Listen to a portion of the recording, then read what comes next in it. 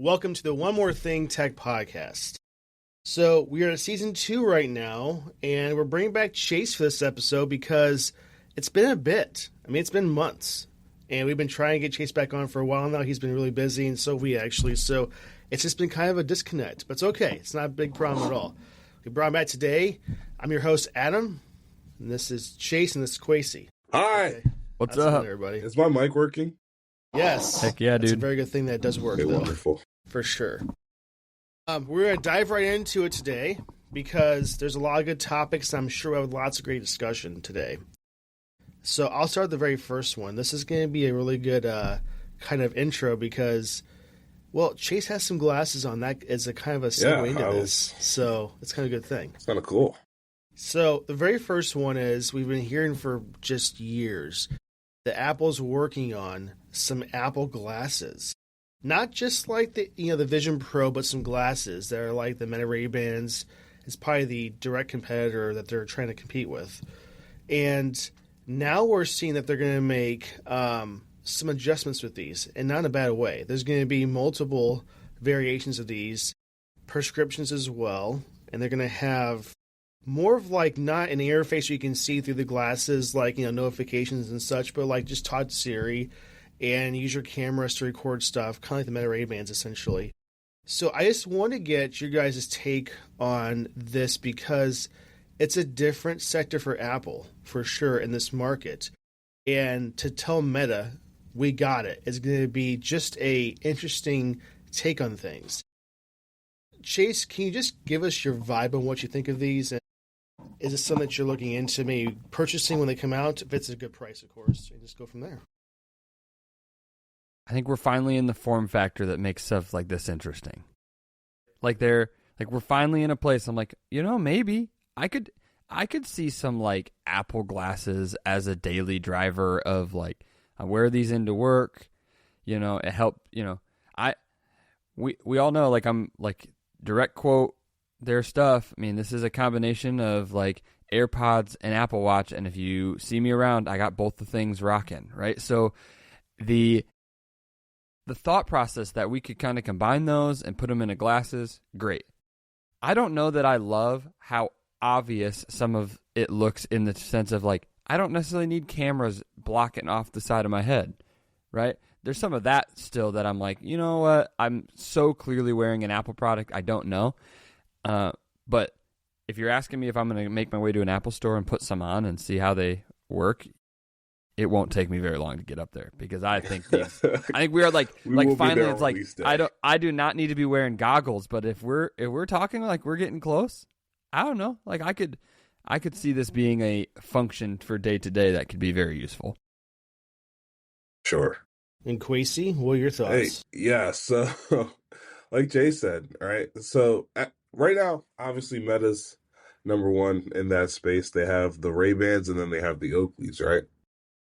And there's also probably some other companies that are doing some similar stuff, but obviously everybody knows Apple waits to do it because they're trying to do it right, if that makes sense, right? They want to do it the best way they possibly can. And I'm more than happy waiting. Like it's like the Spider-Verse movie. Right? Beyond the Spider-Verse was supposed to come out 3 years ago at this point, right?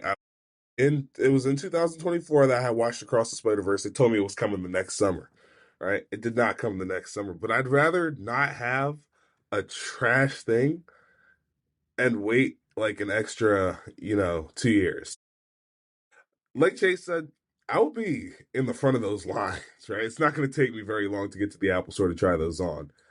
Unfortunately, it took me a really long time to try on the Vision Pro, and I realized my eyes aren't doing enough. You know what I mean? So I need to just keep decking out myself with technology so that I can be, more in tune with my environment, but at the same time more in tune with my new technology, if that makes sense. So one thing I wanted to bring up, though, is what we don't really know quite yet is Apple's approach to enter the sunglasses and prescription market, or just do prescriptions to start out with. Because as of right now, I don't really see any leaks indicating that it's going to be anything besides prescription to start with. which is okay. But it also seems like a very weird entry point to just turn off the sunglass market as an entry because I don't wear glasses, at least yet. So to me, I wonder if that's what their play is to do both of them, because Meta does that now. It's weird because they have a new version of their prescription glasses they just came out with, and that's a big push for things because then you can wear them all day long. And I'm just curious, though. I'm just curious what their play here is, because it does take out a big section of the market if you don't have the sunglass function of it. So what do you guys think of that? I mean, I don't really wear sunglasses on the regular, right? It's got to be a special occasion for me. Like I'm putting on sunglasses strictly for style, right? I'm wearing a nice suit. I got to get me some aviators. You know what I mean? I have to be absolutely just stunning on everybody. But in my day-to-day life, I'm not wearing sunglasses that often, especially not in this state. All right, the sun's not out enough in this state. Granted, it's coming out a little bit right now, but it's entirely too cold 90% of the time to be wearing sunglasses and not wearing something else like earmuffs, right? So, the sunglasses thing, I don't really mind it, right? Uh, I've had fake glasses before, and I think I look really good with fake glasses. But you can't. It would like the thing is, if they were transitions, I could get that, right? But who's going inside and keeping their sunglasses on? Somebody you can't trust, right? And I don't know about you, but I want to look very trustworthy everywhere I go. That way, I can con people into stuff. You know what I mean? Don't quote me on that. I should take No, that you're part on out where I record. said con people. but, No, that's but saying yeah, for sure.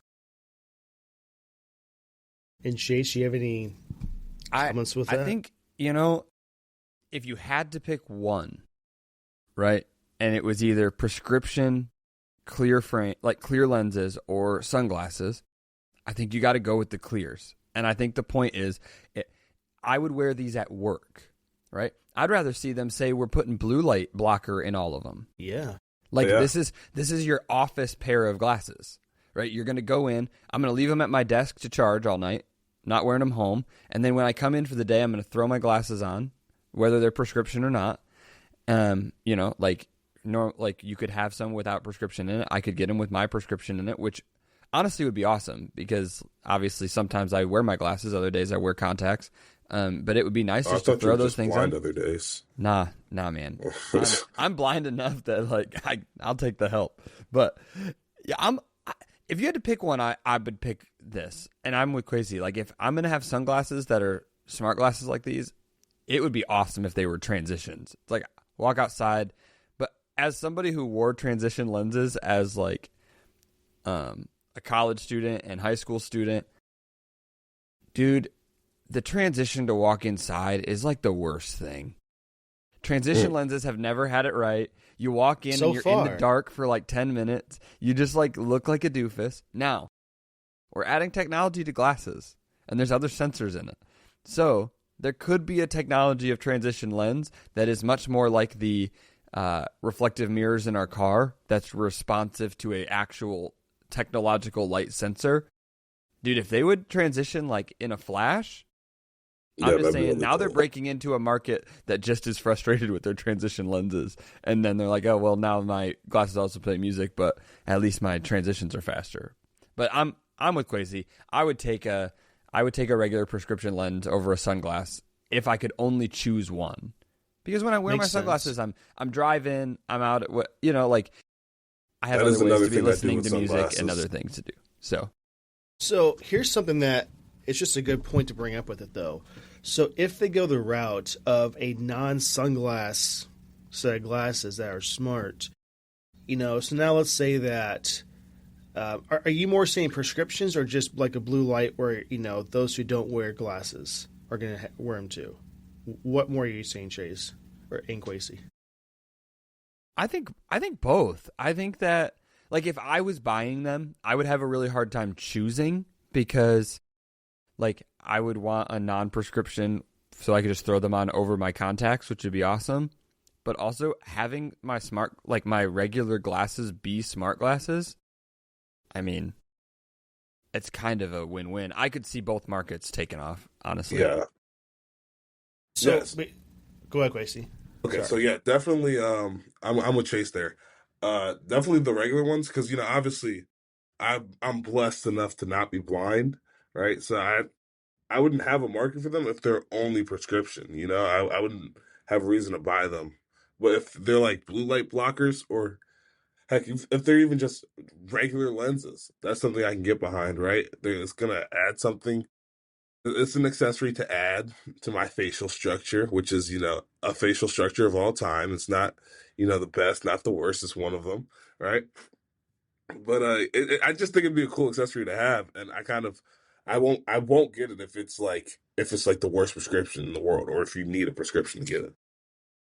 Here's a point I want to make with things, though.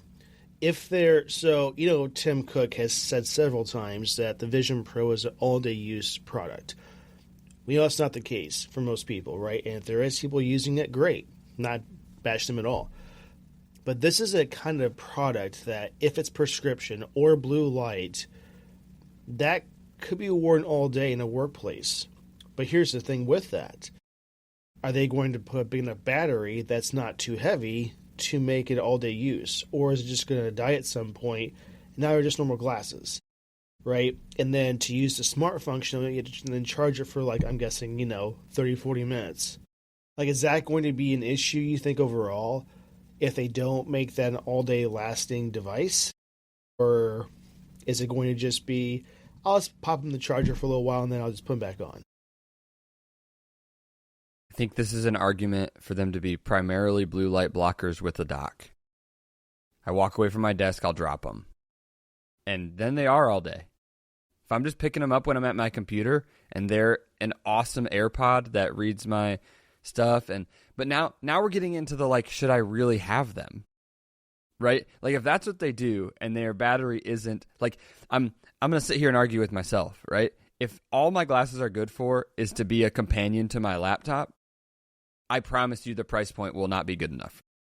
What if they're only like $800? What do you mean only $800? I'm never using the camera if I'm sitting at my desk. Okay, but here's the thing, right? Let's say you primarily use them at your desk, but you're going on a trip to, I don't know, Barbados, right? You're going to pick up those glasses and take them with you, right? Especially because they have that camera feature. You're going to want those, like, you don't want those. You're telling me you don't want sunglasses in Barbados? No, I won't. You're telling me you're going to choose these over wearing sunglasses in Barbados? Absolutely. No. Right? I want people to know that I'm staring. See, here's the thing, right? A lot of people don't want people to know that they're staring at them. If you see me on the subway in Chicago, I'm staring dead at people. I'm like this. Bro, you got cameras on the side of your glasses. You're clearly staring at everybody. I You don't mean, need to see your eyes to know that. You have glasses. You have glasses that have cameras with indicator lights on them. We know. yeah, no, I remember people used to block off the indicator lights, and I can see both sides to it. Like, having a red light on your head is not the most, attractive thing in the world. Let's be honest here, right? So I can see, but then again, people will probably want to know if they're being recorded. Maybe you wear a T-shirt that says you may or may not be being recorded right now. You're gonna wear that every day? Absolutely not. Now this is nobody. I will say the indicator light, as ugly as it potentially could be, right in line with all of Apple's privacy things. They're not going to be out here recording people without people knowing. Like, they're going to now. Well, their phones don't do anything like that at all, though. Just keep that in mind. Definitely not. That's why I don't get ads that just are things that I talked about and not things I recorded or searched. You're right. It's not recording me ever. Oh, yeah. So, I mean, yeah. I think overall, though, this is a great market to get into if I'm Apple, for sure. Especially when Tim Cook wears glasses. I mean, imagine he just swaps them out. You don't even know that they're Apple glasses in the next keynote. Yeah, he probably already did it. Yeah, I'm sure he's testing them along with some people at Apple right now. But, right now, here's the expected launch date is 2027 in the spring or summer. So that's going to be like dub time around there, which is an interesting kind of timeline to release these. That's not that far away at all. This is true. We have a CAD, but this is not official, so don't even want to show it right now. It's just not something we're comfortable sharing because it's not confirmed by anybody. There's not anybody that has the CAD files this yet, probably because they haven't even completed that yet. They have a lot of time to make this still. Now, one thing I will say this too, to mention this. It was interesting to me with the Meta Ray-Bans that as expensive as they are as a smart glass product, their prescription part of it is actually more reasonable than you can ever imagine. So, like, if I'm correct, I think it was like $50 to $100 extra to get your prescriptions on these glasses, which those who wear glasses will tell you is a significantly cheaper price than going to, like, Sunglass Hut or whatever to get your prescriptions, because they're just outrageously expensive. So that's one thing to note, that it's expensive, this is a cheaper option overall for people that wear glasses. And I'm just curious if they're going to kind of follow that suit as Meta Ray-Ban has, because it's weird to even hear the phrase Ray-Bans and affordable in the same sense, because they're usually really expensive. But it's a different type of approach that people were not expecting with them to do. What are your thoughts about that, guys? I mean, yeah, it's definitely a different approach, but is Apple going to follow suit though? Are they going to do the same thing? Are they going to just charge outrageous rates? I don't know. What are they going to partner with somebody to do their own like that? These are all good questions. What's the most high end glasses brand? Is it not Ray-Ban? Well, Luxottica owns like most of them. Just so you don't know who that is. It's a company they don't want you to know who they are. They seek out and they go buy major glasses and sunglass brands like Oakley, Ray-Bans, Lens Correctors, a bunch of these other places. And what they do is it could be a place that charges like not a lot for glasses. They come in, they buy them out, and they just completely raise the prices to obscene amount of money. So they're really good at doing that. And that's probably the biggest reason why these are outrageously priced. I don't see Apple selling out to them at all. So that's a different, approach with things. Even the Meta Ray-Bans. The glasses side is Luxottica, and Meta is the software side of it. So I don't know how that's going to be overall. But any thoughts with this?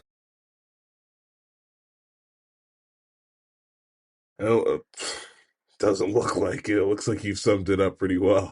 I mean, like, I look at it and I go, it would be awesome if Apple made their prescription to be affordable. I think affordable is going to have more to do with how much the glasses cost than how much the prescription is. Like let's say these are $800 glasses. Okay, so they're $900 for me to put my prescription in it. I'm never going to think those are affordable glasses, like for a prescription glasses. Like the glasses I'm wearing right now were $40. Well, compared to the major brands, I don't buy them in the store. I buy them online, and they're like, I buy them cheap. I am on the cheap end because I don't wear them every day. So I don't buy a couple $100 glasses because they're not my daily drivers, right? Like I wear them occasionally. I wear contacts the other amount of time. So mine are cheap. Mine are not a great, like you're in a $200 mark for prescription glasses, pretty easy, right? Now here's the question. Apple, are you going to accept my insurance to cover my prescription lenses? Ooh, good point. Maybe not the technology, but the lens, right? Do they cover the prescription lenses in the Vision Pro? Well, I don't know. Well, let me do some research for you guys real quick. I'm just saying, like technically these are just glass lenses, right? So they could be covered by your vision insurance, and I don't see why you wouldn't try to be doing that. I mean, there's no screens in them. Like they're not like this is not a Vision Pro Mini, right? Like as much Correct. as I would love that, like put my notifications in visual on my glasses, please. Like I don't need the whole thing, but like I would take a readout on there. Oh yeah. Wouldn't you guys take a heads-up display on your glasses? No, I don't need the whole thing. Like I understand that like we are not anywhere close to like having the whole Vision Pro chip in there in glasses because like you don't have enough battery for that. They don't have enough battery for it in a regular Vision Pro, right? Dude, just a little readout that would show up.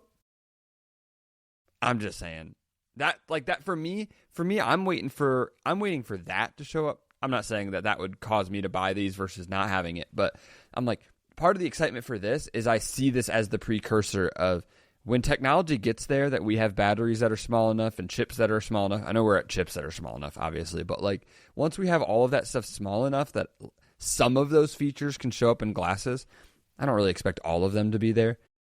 But now we're getting really interesting, right? So yeah, but like, I think for the time being, like when it's just putting regular lenses in smart frames, which is what we're talking about, Apple, I'm just saying, you better get with some vision insurance, because if people could knock off the prescription part, dude, if you could find a way to get the whole glasses covered, I'm just saying, people would start switching. Yeah. HSA, approved and whatnot too. Be great. Mm-hmm. What that is, but okay.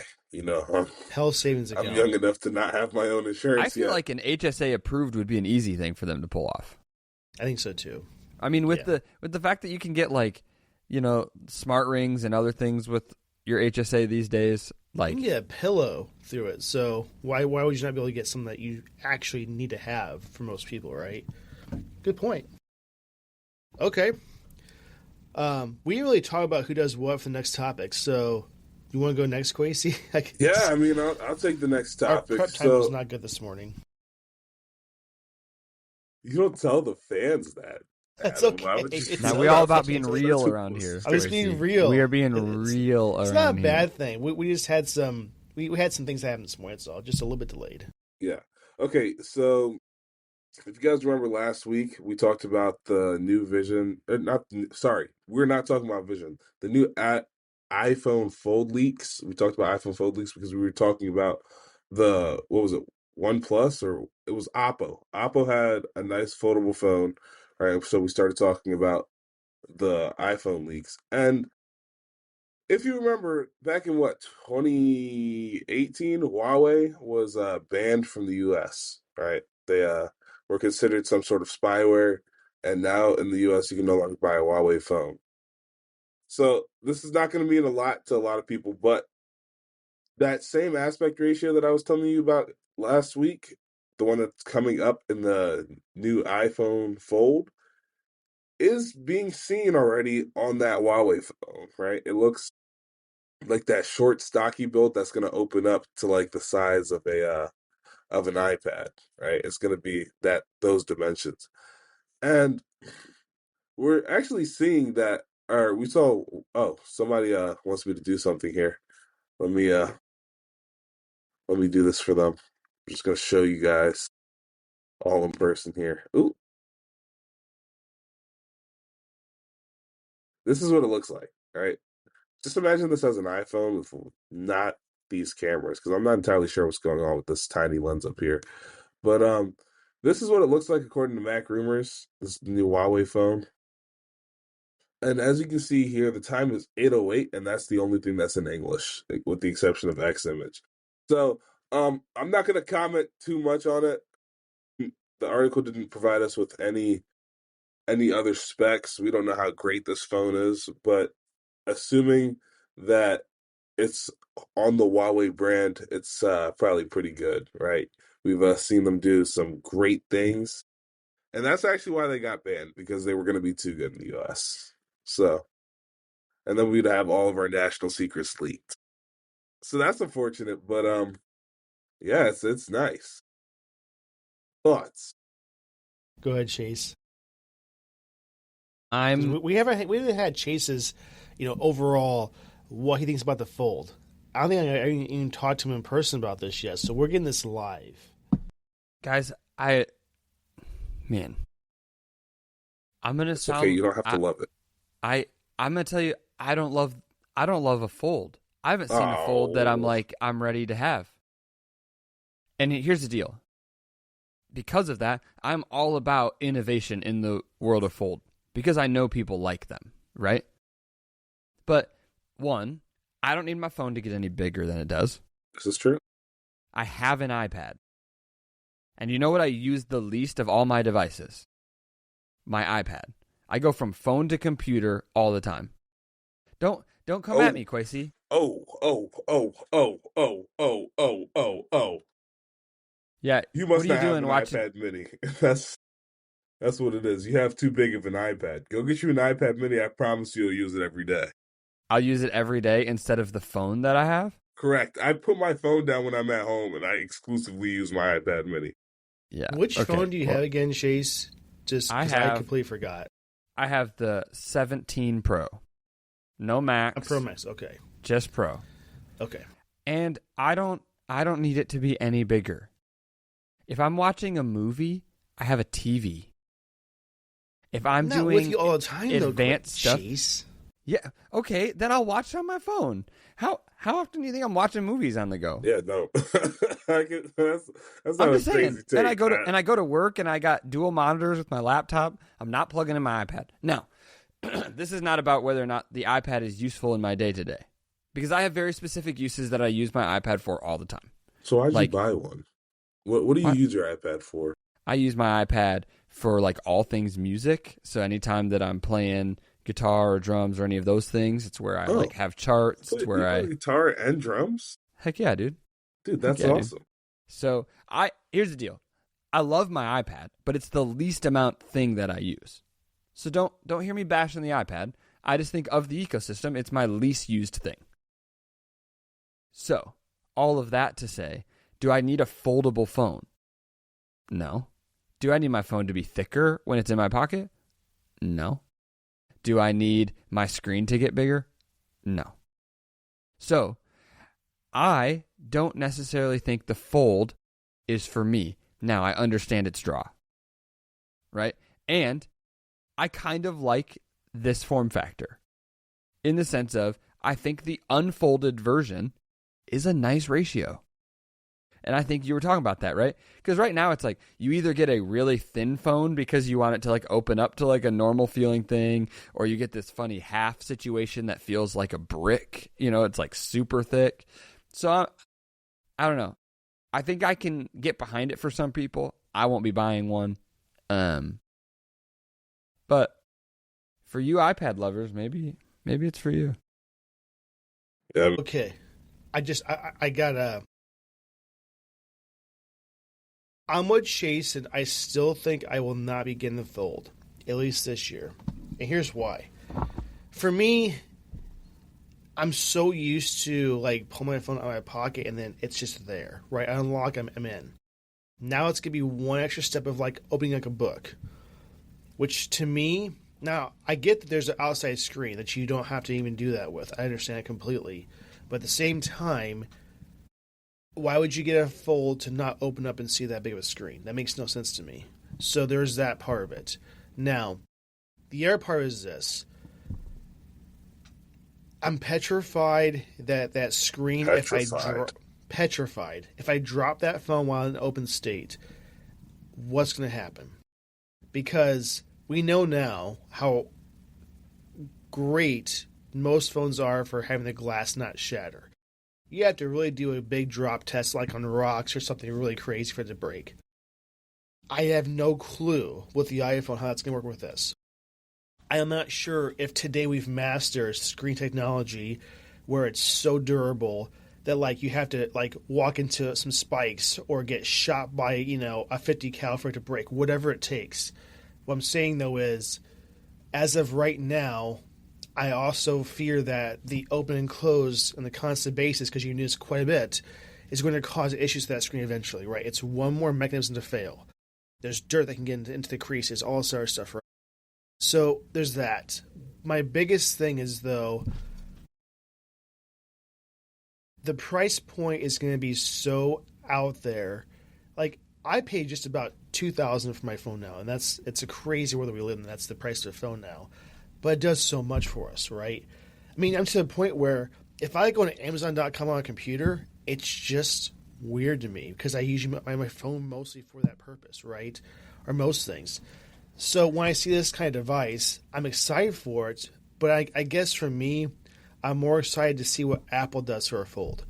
There's so much competition in the market. There's the Google Pixels, there's the Samsung Folds and Trifolds and Oppo and various other places, right? I just want to see what Apple does. Do they solve things that other people have an issue with right now with a Fold? Is the crease visible? How is that processor going to be? I think it's going to be like an M1 chip in a Fold. Who knows? Because it's going to be that much of a powerful chip. Who knows? I guess I guess for me, I just want to say, do they do it right? Is their first generation of this product line going to just be awesome? Vision Pro, it came out, absolutely pinnacle example of a great engineering feat and an amazing everything for specs and the whole works, right? Is this category going to follow that suit? Is my question. So that's more what I'm excited for. I mean, at the end of the day, do I kind of want one? Yeah, just so I can try it out and see and test it. But am I ready to make that leap into this is my device now?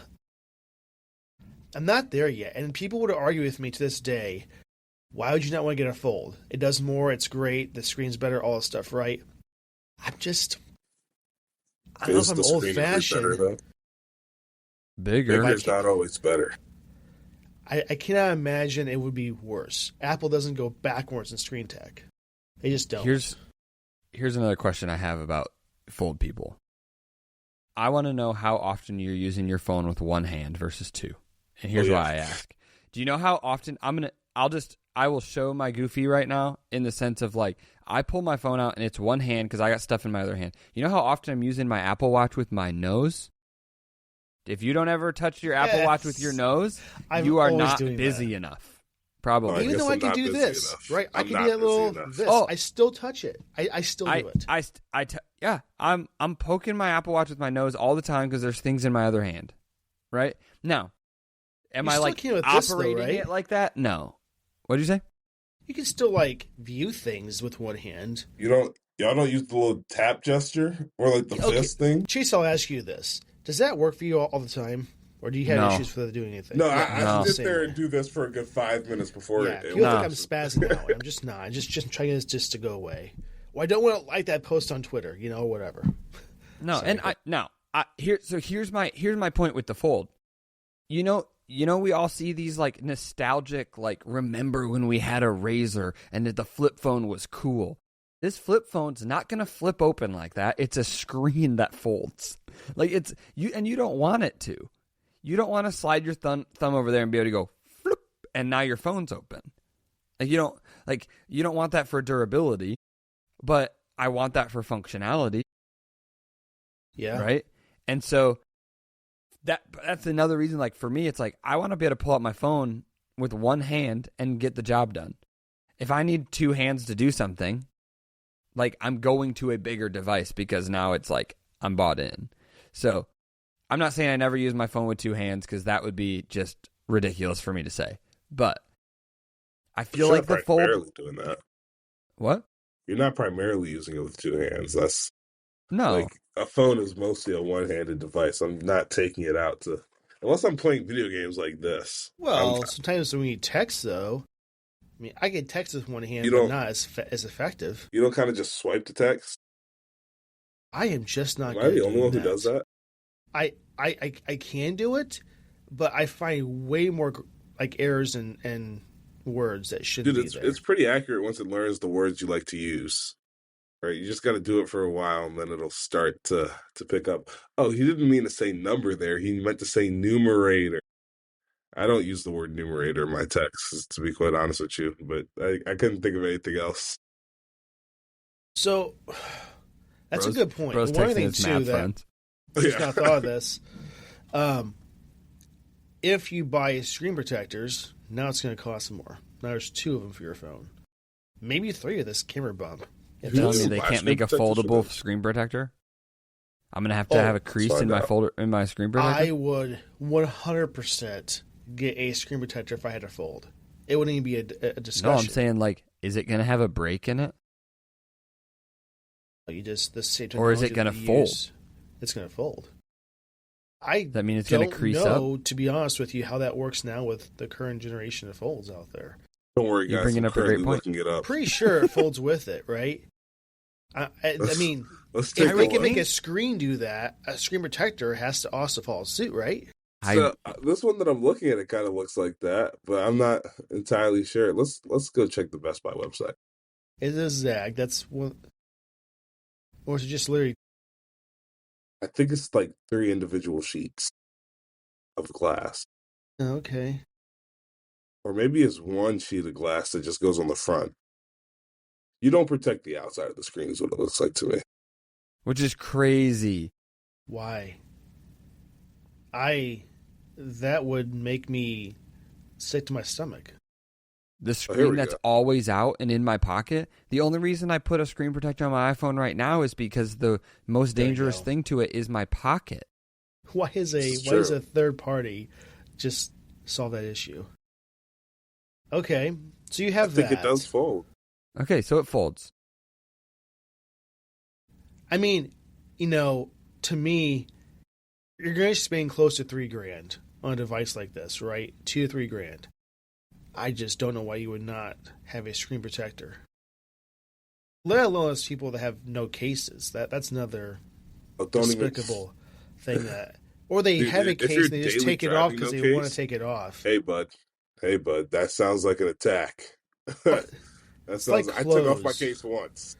It's like clothes. You should really have them on at all times, unless you go in the shower. Just saying, like you shouldn't be walking out. That's how I treat my iPhone case too. I take off my iPhone case if I'm taking my phone in the shower. Yeah, for sure. To be clear, I'm not a phone in the shower user, but if I were, the case would be coming off. I'm just saying, do you guys wash your phone, if that makes sense? Do I wash my phone? I wipe it down. I don't I actually soap it up and clean it.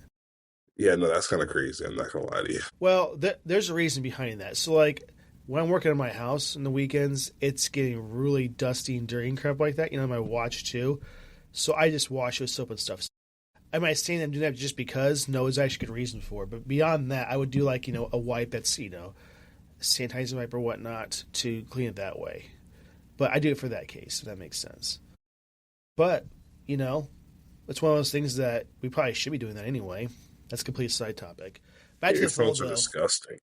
I think we're all in agreement here, and I guess my opinion might change when I see it.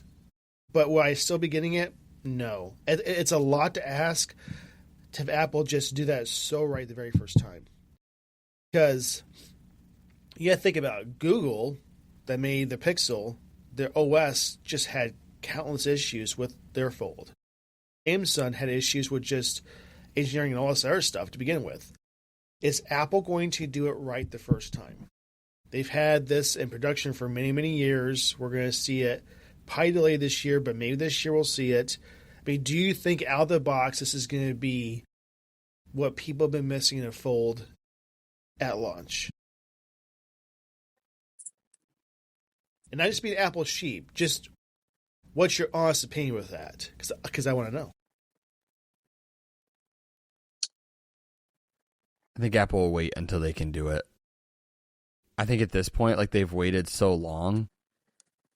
I'm with you. I don't think they can put out a Fold without it knocking it out of the park. They've chosen to. They've chosen not to, and to even use your question to sort of transition us to the next thing we're going to talk about, right? Samsung's ready for a Z Fold 8. We're talking number 8 for the company that is actually doing this relatively well. People are buying them, and Apple's going to come out with the one. And let's say Apple comes out with the first one, and Samsung's at their 10th iteration. Apple can't afford to have something that feels like a first version. But Apple usually doesn't do that, right? Apple usually waits until they can do it right. We just talked about their glasses, right? We all have high expectations of them because they let other companies do it, and now they're like, oh, now it's our turn to get in the market. Watch how we do it, and we watched you guys be our beta testers. So I expect them to do the same thing with their Fold, but that doesn't necessarily mean that they will and that they'll get it right, because you're right. There's all sorts of things you find out when users start poking around. Yeah. When it's their daily driver, it's one thing to have someone test it, but if this is what they have for the device, it's a whole different conversation. And here's the other part of it, too. There's one category where when Apple does something, they just can't get it right. That's AI. And that's a discussion for this podcast, too, we'll go into. But it's just one of those things that they're not always right about everything They try their best, and this is any company, right? They have these great intentions. Things happen during manufacturing or the software side of things. So I have high hopes, but I also think we're going to say, well, you could have done a little bit more with it. You could have done this. You could have done that.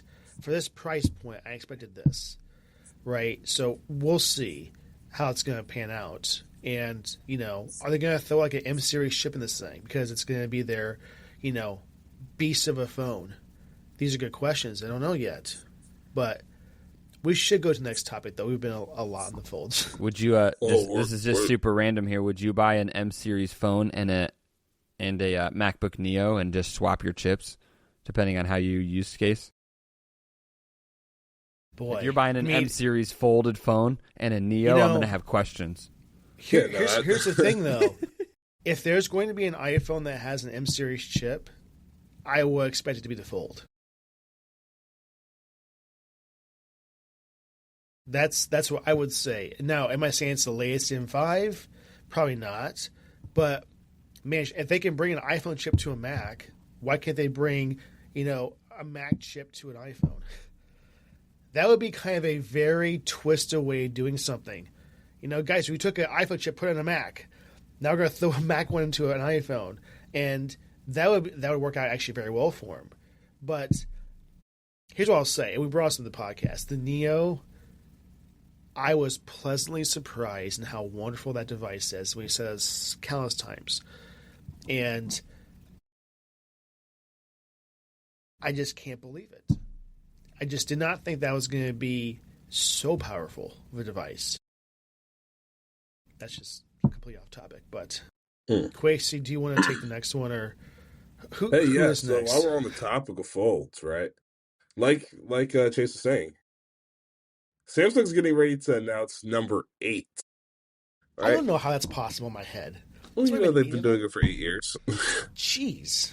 Yeah, the reason it's not possible in your head is because you've seen like 12 in real life, right? You've seen maybe 6 people own them, and each of those 6 people had to upgrade because it didn't last very long. Because you keep folding it, and then all of a sudden it doesn't work anymore.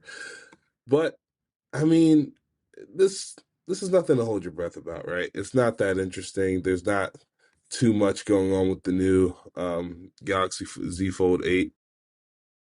Like, I'm be honest with you, we're not seeing any crazy leaks. It's not getting any super new high end chip with super great cameras or anything. It's a fold. It's a relatively minor refresh. So unless there's just like some feature, maybe it comes with the new privacy screen, right? That'd be really cool. I don't know if you saw, Chase, but Samsung did this privacy screen on the latest S26, and it's actually it's a really cool feature. I'll be honest. I think it's people really are saying cool there's issues with it, though. It's people not are working as idiots. issue. No, those people accidentally turned it on and couldn't figure out how to turn it off. People are idiots. I'm more saying not that the idea sucks. It's implementation. They're seeing bugs and glitches where it's like it'll flash on and off and other weird things. It's more of a software side of thing, my guess is. But I want to bring this up. As Quasey just mentioned, we see with not just Samsung, even with Apple and various other companies too, when there's a new device every year, it's usually a minor change with software and or hardware.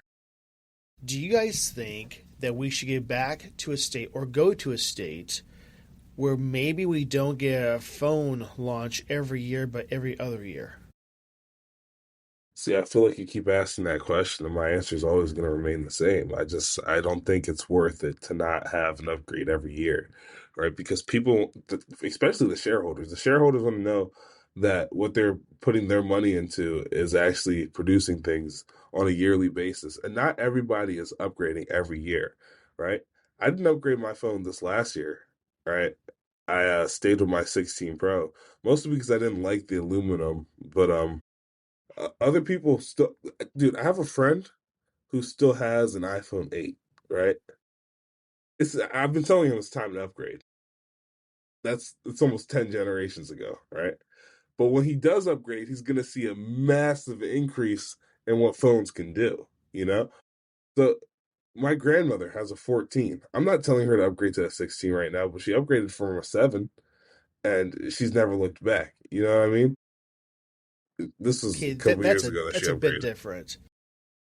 Chase, I will say, I think the point stands, though, that with the current structure, it leaves it in the hands of the consumer to upgrade. And here's what I mean. I know a phone's coming every year. I upgrade every other year. Right? That's just what I do. Like, that's enough time to justify the money for me to go from one to the next. Because it's $1,000.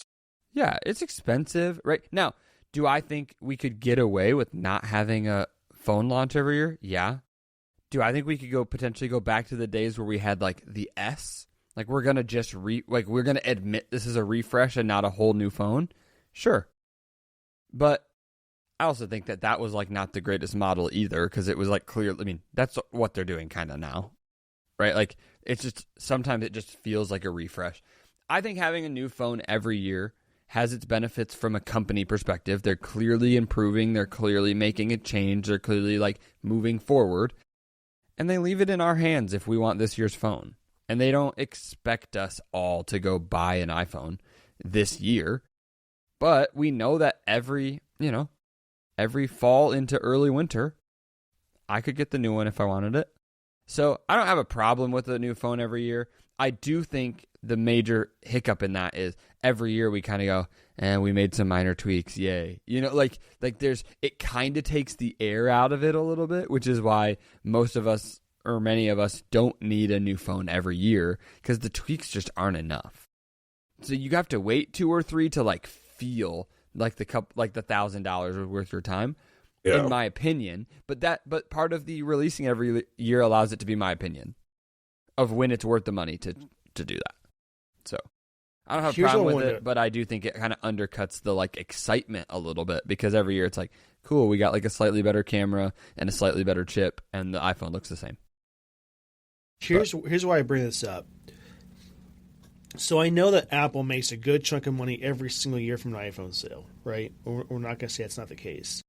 But I do not think for a second that if I don't purchase, or the masses do not purchase one every year, they're going to cripple as a company. Because you got to keep in mind, there's software as a service offerings, plus the App Store, Apple Music, everything else, is also a humongous generation of money for them, right? So you have to keep that in mind too. So I think there is a very high possibility if they go to it every other year, it'd be better for them as a whole. Here's why. It just feels like to me that, you look into the aspects of what it takes to make a product, like an iPhone, the software side, the hardware, the manufacturing, everything. To me, it feels rushed. Like if you think about right now we don't make phones for a living, right? We don't do this at all. We're not engineers. But to have the idea to put into place, to make it as a prototype, to test it, and to ship it, it seems to me like a 1-year time span for that is just not enough time. So then you will have, as a result of that, a lack of features and innovations and new things, because that is a short window of time for anybody. I don't care if you're doing this for millions of years. It's not. We're seeing the results of that. Like when you go from an iPhone 16 to a 17, it's not monumental in changes. And I'm not faulting anybody for this. I'm more saying it's just the time frame is just not enough. I'd argue that this year, going from a 16 to a 17 was actually one of the biggest changes, because on the 16 you didn't have that 120 hertz refresh rate. Right, you got a lot more AI features. They changed the camera. Like the 16 to the 17 was actually a huge jump this year.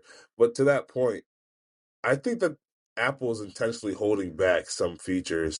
Yes, so that they have things to give to the next year, because it's not like their engineers are just sitting there twiddling their thumbs. They're actually putting in the work and coming out with a lot of stuff.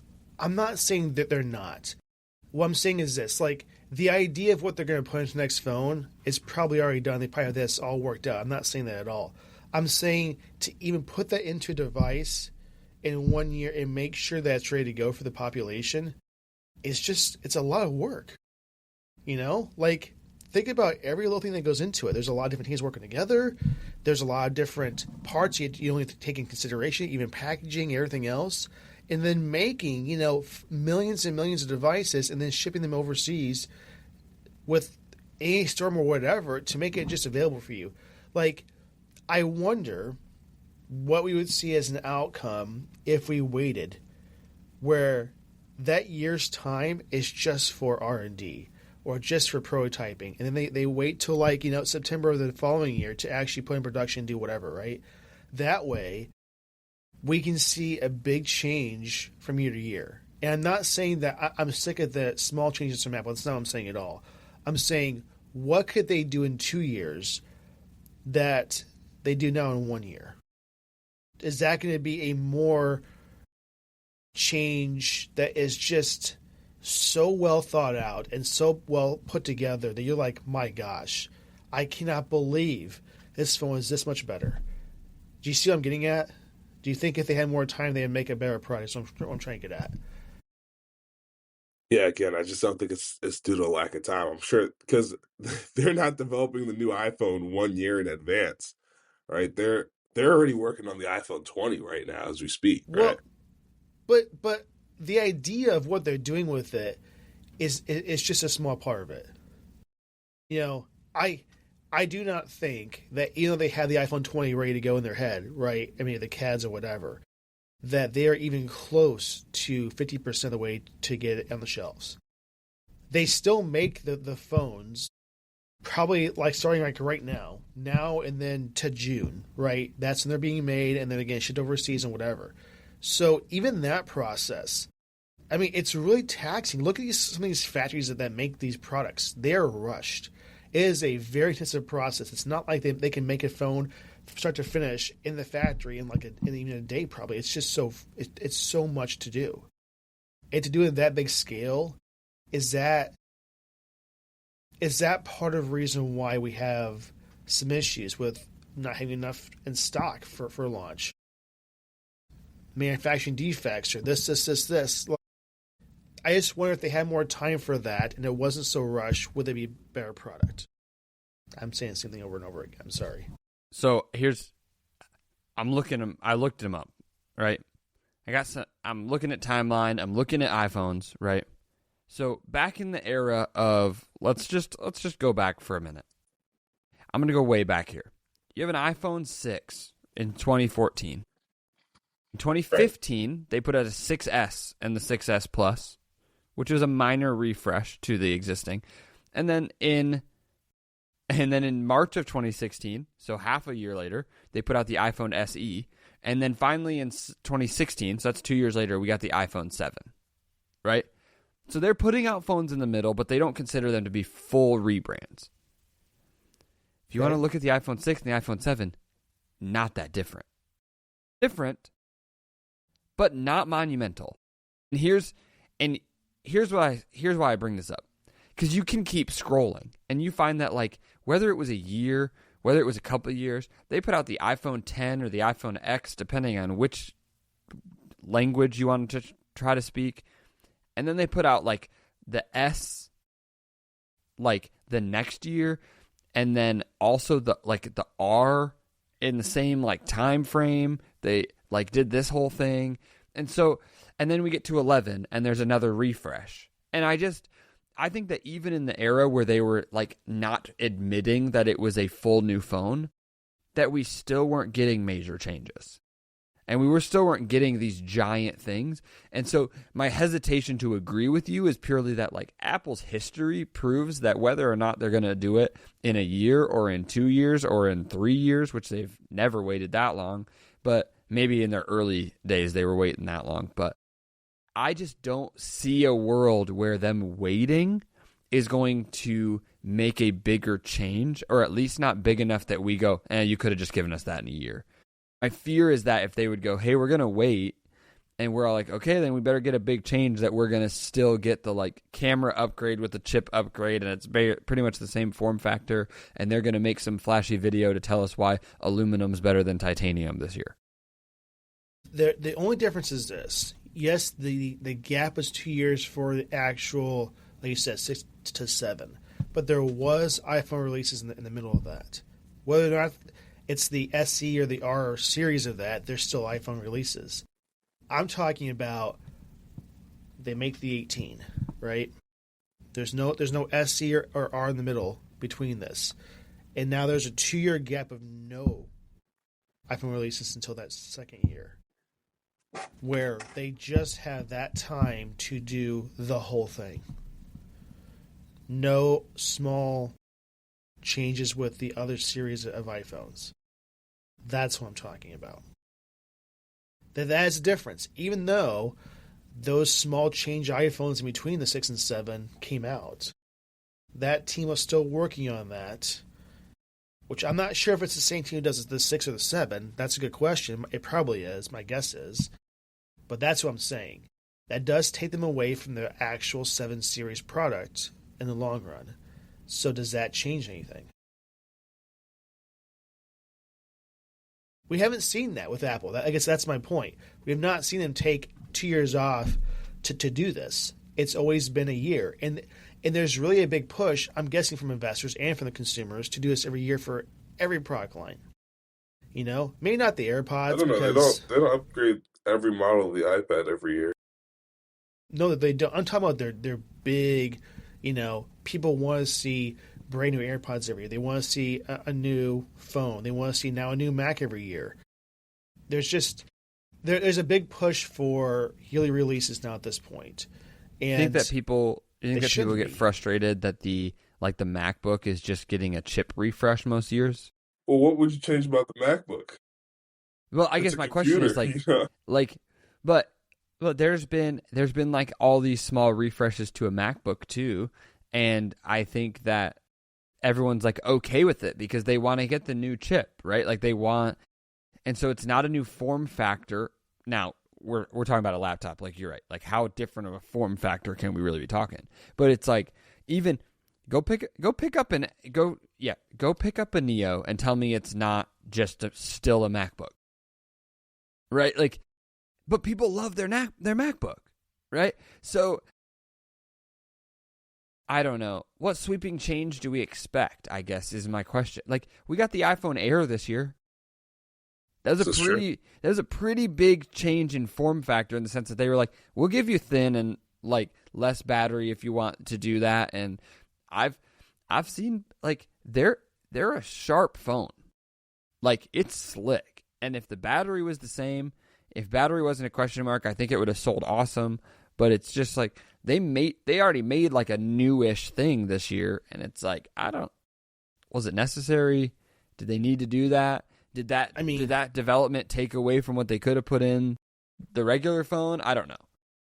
It's a good question. It's something Apple has not proven to us to ever have done well is the large scale. Like a new product, sure. We didn't have anything to compare a Vision Pro to. We didn't have anything to compare AirPods Pro to, right? Like we had AirPods and then they made Pro and it's a different thing. They made Pro Max. They made AirPod Max. Those are a new thing, right? Like yeah, I guess if you look at that, there's so little changes with the AirPods Max. New chip, USB-C, new colors. I feel like little is even like. I feel like you're giving it a little bit too much credit. This is the last point I'll make on this. I think we're talking out of two ends of our mouths or out of our minds here a little bit. I don't want Apple to put out a Fold until it's awesome, but then I need them to make major changes every year. If we're waiting for them to put out something till it's awesome, shouldn't it be timeless? Like I think Apple is doing the thing where they go, "This is the iPhone and this is how it works, and you guys love it. What am I going to do? I'm going to screw it up? No. This is the MacBook. You guys love it. People are buying it. I'm going to give you... Now, they gave us an awesome new budget version, which is a new way to look at it. It's still just a MacBook. It's still just a laptop. We love an iPad, right? They have all these versions of an iPad. The main difference is the newer iPad you have, the better performance it's going to have. But the form factor is the same. Like, I don't need them to reinvent the wheel because people love it. And if we're expecting them to do excellence on try number one, then we probably can't complain that the excellence is sticking around for the next version and the next version and the next version. Love that point. I think it's really hard to look at both ways.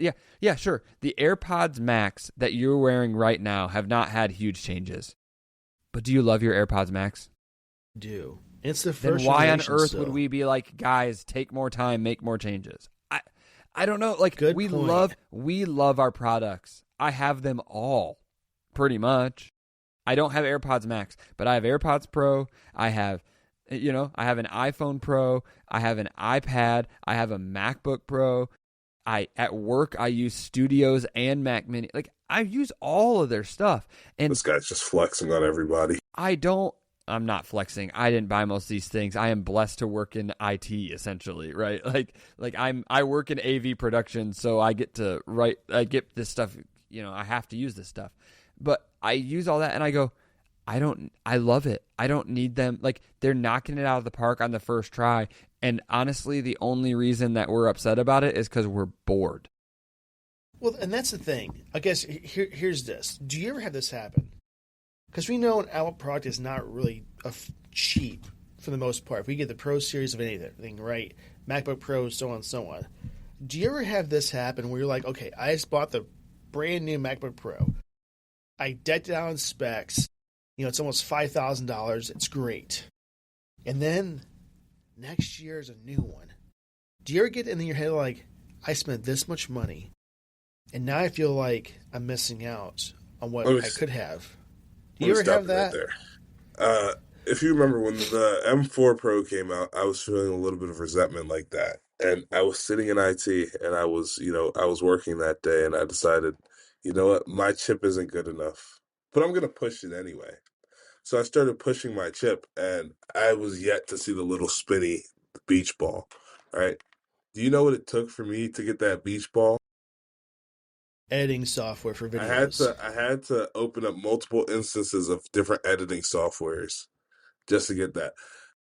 So when you buy a MacBook, all right, you're not buying it with the intention of upgrading every year. That was my mistake. I thought I was going to need to upgrade every year. No, you buy one and you send it, you stick around for your entire college career, maybe longer. I probably won't be upgrading until I'm like 25, and it's really unfortunate because the newer stuff looks cool, right? But what are they really changing? It's only the chip inside, and my chip, the M3 Pro, is better than the M4, but it's not better than the M4 Pro, right? So, it's really unfortunate that I was blind at the time, but I can now see that I'm truly blessed to even have any sort of Mac, right, with an M chip, because these ARM chips are just.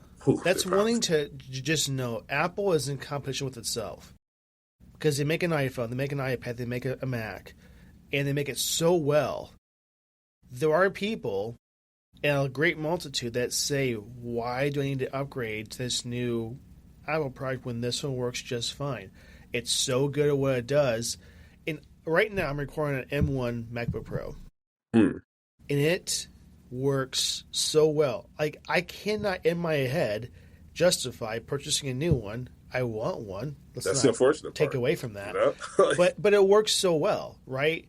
And I even have the 2015 MacBook Pro, and that thing to this day is still a beast. So there's also that kind of part of it too. 2015 MacBook Pro. You expect me to believe that today it's still a beast? Absolutely. 11-year-old computer. It runs so quick to this day. Hey, I'm so sorry. You sound like a PC user. I don't know how to say it any other way. But is there like in my lifetime, I've maybe owned 4 MacBooks since high school. I graduated college 9 years ago. Yeah, wow. Like, I don't need a MacBook every year. I'm sorry. That good. Yeah, but you graduate early. No, 2018. I just don't think you look young enough to have you don't look old enough to have graduated 9 years ago. Hate to break it to you, I turned 30 next month. So what? I would have. So never if you thought. want to talk about, I just don't think you get to talk to Adam and I about how long a MacBook can last. Hey, that's on me Because we have MacBooks. We have MacBooks from middle school. When you were in middle school, I had You're right. You weren't born when I had my first MacBook, probably. So, what are we talking about? This is entirely true. That's all I'm saying. Now, wow. Now, we just talked about how Apple doesn't like to drop things without it being awesome, right? But they did drop something that wasn't awesome and has never been awesome. And it's their AI. Good segue, Chase. Go ahead. Right? There we go. Like, so much so that the guy who's in charge of it is no longer going to be working for them. Yeah, Like, the AI leader for Apple, done. And honestly, the article to me cracks me up. Here's how I read the article. I'm gonna butcher it. You ready? Apple is waiting to make this move until it made sense in the investment calendar. They have been holding this guy for like consulting because it wouldn't make sense for investing reasons to do it yet. And now it's like, well, here's the window. Bye. Sorry, this product has sucked. It can't even talk to ChatGPT well. Oh my goodness! You ever used it? And it's like I can't answer that. Would you like me to ask ChatGPT? And I'm like, yes, I would. And it's like, sorry, your internet doesn't work. And I'm like, I'm like, what do you mean my internet doesn't work? It happens to You're me working. too. You know, it doesn't make any sense. Here's what shocks me. Here's one thing it does well, and it's the only thing. It integrates with my computer well. In the sense of I use proofreading and rewrite and that kind of stuff all the time because it's right there at my fingertips. I'll give it that. You want me to tell, if you want to make an argument to me that they made Siri better, Siri was never good and Siri isn't good now. Right? Thank Absolutely you for true. giving me 1,000 voices to choose from, but Siri's still an idiot and can't help me. Thing. And I'm like, Siri, I'll ask Siri a basic question. I need to stop saying its name because it's going to start thinking I'm talking to it. And I'm not, because I never am. Right? You know, half the time I'm like, can you start a timer? And it's like, maybe. Like basic functions on my phone and my watch. And also, just like, you know how many times that I have multiple devices hear me say it, and because they all think the other one's going to do the job, they all just stop? They're all like, your phone and your watch and your computer all heard you say that. None of us are going to listen. And so I could rant about Apple AI for a long time. Me too. And the reality is, I don't think Apple needed to do it. And Apple felt the pressure. Now, Apple, maybe slow your roll a little bit and get it right. I think they just overpromised what it can do. And I just want, like, Copilot is doing what Apple AI should be doing. You start talking to Copilot now, because I work in a Microsoft house. I don't love Copilot. Copilot doesn't do a lot of things well, but you know what it does do well? What? It reads my emails and my calendar and can use all that as context clues to answer my questions. Apple, where's the functionality in knowing what my text messages say and all this stuff? I believe in your privacy. You're keeping it on my device. Read my stuff and tell me and use the context to help me remember things. Hey, was I supposed to be doing something this Friday? And you should go, yeah, you talked to so-and-so about getting lunch with them on Friday. I hope you remember that. And it's like, oh, thank you. I totally forgot. It's 11 a.m. on Friday. I need to get my crap together. Like, Apple, help me. Like, help me live a better life rather than just saying, we made Siri better and you didn't. Here's one thing that shocks me to date. Apple usually does a very good job at, like, developing, testing, and launching a product for the most part, right? I just cannot believe that time and time again, when there's so much feedback that Siri sucks, that they ship a new version of Siri and think it's going to be really good, and they still fail us. Mind you, Craig Federighi is a software guy at Apple. He's the one that improves and ships software. Just do not get in my head why he is approving this, along with this guy that's departing, John. He's got a weird last name, I'm not even trying to pronounce it. Why this is getting pushed and improved so badly. There's only one thing I can think in my head that makes this get pushed so fast. Investors are really hounding them to do it now. I don't care if it's ready. I want it out now so we can see it and we can try to use it and try and get it improved. But at the same time, it doesn't make sense to promise something and to deliver nothing time and time again. Air power, it was promised, never got it. It might come back, doesn't matter. The point is this. This is not the Apple that I know. They take time to make things right when they launch something. Except this. It's treacherous. It's so bad. It might be the worst AI in market currently. All right. We were rapping on them, but treacherous and worst AI in the market. I promise you, it's not the worst AI in the market. Siri and it doesn't listen at all. Okay, you just need to retrain it to your voice. Go ahead, Chase. Okay, wait. We talk about how the AI sucks, but does the software suck? Will be my question, and here's why I ask. Like iOS? Siri does hear me. Apple AI does integrate with my OS. Shortcuts work. It operates when I need it to operate. It just doesn't produce answers that are worth my time. So I could make the argument that from a software perspective, it's fine. Yeah, it works. Actually, from a software perspective, they might have made Siri more functional. It tries. Like I'll sit here and say it, but if I ask it things, it doesn't know what the crap to tell me.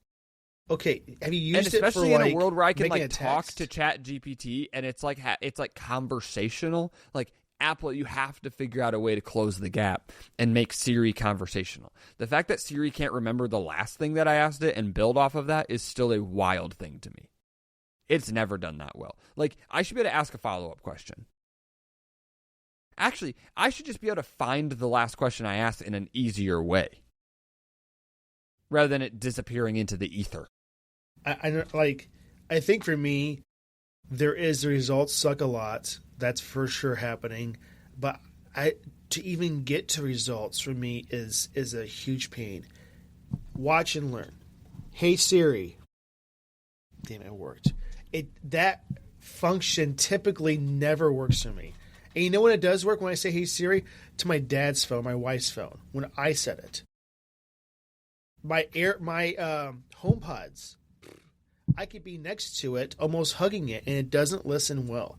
Turn off my lights, never works. I just think you got to retrain it to your voice, because mine did that when my voice started getting deeper, and I just had to retrain it. Like showing your age again. It gets so bad. It needs to be better at the base of functions. That's what I'm trying to say. But then once Chase said, the results. When I tell it to send a text to somebody, first off, I'll say Bob, and it says, "You mean John?" No, send to Bob. That gets on my nerves. Or which Bob is it going to be? Or it will just send it, and I didn't even tell it to send it. That can be very bad for certain people, whatever it sends, right? Oh yeah. I'm just saying, there's too many inconsistencies with Siri, and I'll have to be the first to admit, they could do so much better. And why is it so inconsistent? Why does it not work for me, but for Chase and Quasey it works great? Why is another third-party person that's never heard its voice in its life, and I'll hear I'm at the help desk window, and they say, "Hey Siri," and it works on my watch and my phone better than it does my own voice. I've retrained it. It doesn't make it better. I don't know what it is. But when you retrain it, are you saying it how you would say it, or are you saying it like how? I make sure I'm not underwater. All right, Quasey, you're just just picking on Adam now. You know what I'm saying? I go the extra mile for it, and I find myself yelling at Siri more than I should. I'm verbally abusing it, and I don't need to do that. Yeah, maybe it has feelings, and you just need to be nicer to it. But I will say, it really gets on my nerves when I'll say, here's what got me. The other day, I was walking, right? I had my AirPods in. I said, "Hey Siri, call Jaden," right? Now, I have two very important Jadens in my life. Oh, really? That's really awkward, because shouldn't it be in your headphones? How did that happen? Well, my watch is not in my headphones, and you're really close by, so So yeah, good example. Back to my story. I said call Jaden, right? Now, usually when I say call Jaden, she's gonna call Jaden my roommate, because I call him quite often. All right. Tell me why it called my friend Jaden, who lives in Las Vegas. Right now, bad on me because I didn't check which Jaden it was calling. Right, but also did it not ask? No, it didn't ask. That's what got me. Because that's the thing. It should ask, right? If it doesn't know, it should confirm. Do you know how often other AIs ask me follow-up questions? I'll be like, chat, Copilot, whatever, can you do this thing? And it'll be like, before I do that, can you answer these few questions? Yeah. Oh, yes, I can. Thank you for stringing together thought processes to give me the best answer that you can. It's like, do you want, it'll ask you if you want to call their home or work sometimes. And it's like, okay, but you're at the wrong Jaden still. Yeah, like, what's going on here? Happens all the time. So, I know we're starting to run out of time here, so we'll have to go a little bit faster in the next topics, but this person was fired, so at least Apple's making it known that what they're doing is not right and they're trying to improve, and this is one step towards that. This is true. Now, I think one day we'll get there. I think it's just so much more than they anticipate when they try and make this, and they're learning it the hard way. It's not easy to make an AI from scratch. It just isn't. That's the thing. A lot of others have had years to do this. So has Apple, but it's a whole new category for them as a whole. So we have to realize that too. So much as I bash it, I hope one day it's just going to be way better than it is now. And I hope it will. So, Okay. Hey, Adam, completely unrelated. You know, yesterday I got a charge for my YouTube Premium, and it said $8.99. Why is it well, mine's even more It's because I getting have on the my YouTube nerve. Premium family. Moving forward, we're just going to segue really quick. Did you know that YouTube Premium is getting a price increase? It has occurred. It's not getting it. It's happened. It actually already hit me, right? Do you have it, Chase? Chase, I can't believe this. You watch YouTube with ads? Hold on. Backtrack. Did you know that YouTube has 90-second unskippable ads on your television?